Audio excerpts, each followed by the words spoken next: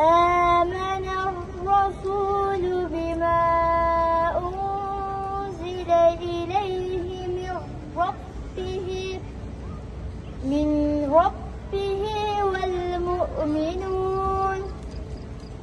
كل آمن بالله وملائكته وكتبه ورسله لا نفرق بين أحد من رسله وقالوا سمعنا وأطعنا غفرانك ربنا وإليك المصير.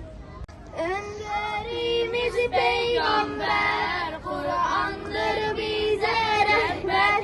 Din Süreyya'dan geldi, geldi Allahu Ekber. La ilahe illallah, Muhammed Resulullah. Alemlerin Rabbi olan Allahu Teala En'am suresinin 162. ayetinde bizlere şöyle buyuruyor.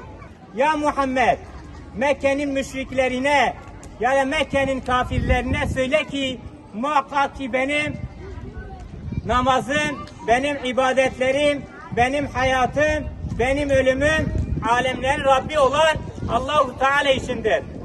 Değerli kardeşlerim, sizler de İslam düşmanlarına karşı söyleyin ki açık bir şekilde, korkmadan, çekinmeden muhakkak ki benim namazım, ibadetim, Müslüman gibi yaşayıp Müslüman gibi ölmem ya da şehit gibi yaşayıp şehit gibi ölmem alemlerin Rabbi olan Allahu Teala içindir.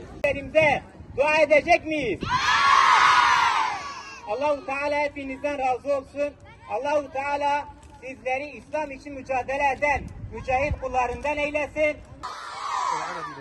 Kur'an ve namaz nesline hayatını namazla güzelleştirenlere, örtülü kızlarımıza,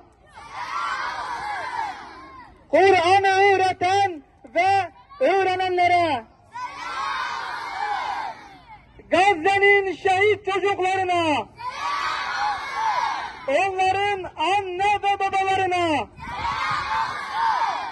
İzleri, üç büyük mescidin bir tanesi, kalbimizdesin Mescid-i Aksa, kalbimizdesin Mescid-i Aksa.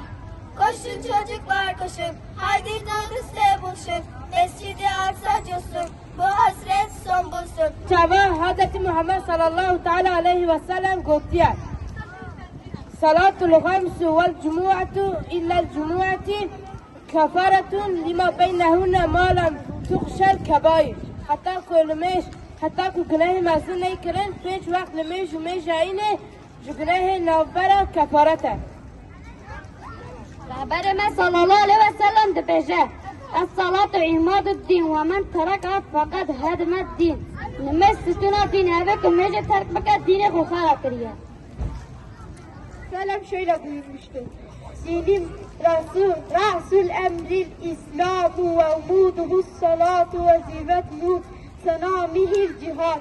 Dinin başı İslam, direği namaz, zirvesi cihad. Gergin uykulardan, kür gecelerden, bir sabah gelecek kardan aydınlık. Gergin uykulardan, kür gecelerden, bir sabah gelecek kardan aydınlık. Gönülden kılmalısın beni. Öyle alelacele değil, yavaş yavaş huşu içinde kıl beni. Hemen selam verip atma seccadeni bir köşeye.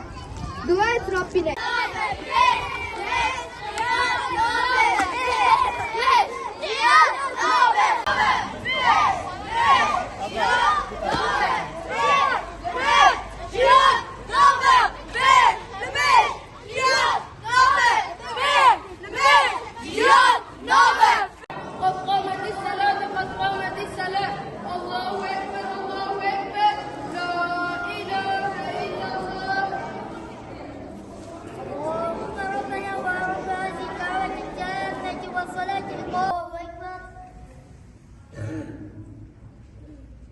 الله لمن حمده الله أكبر